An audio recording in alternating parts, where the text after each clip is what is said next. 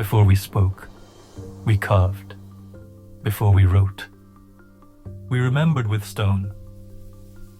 High on these rocky plateaus, beneath centuries of wind and rain, lie the forgotten stories of a people who once walked this land long before us.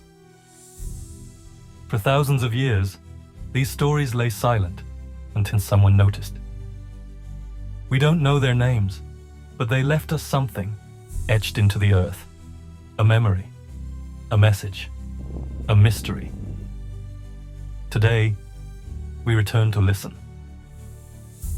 With the silence of flight and the eyes of the sky, we begin to map what time tried to erase. This is not about machines. It's about memory and giving the past a shape so the future can remember. Each line, carved in stone, now mapped with light, preserved in data for generations that may never walk these lands. To some, they are stories of gods. To others, voices of ancestors across time.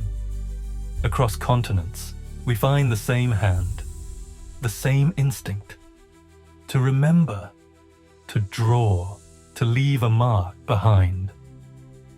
What they left was never meant to vanish. With every flight, we remember a little more.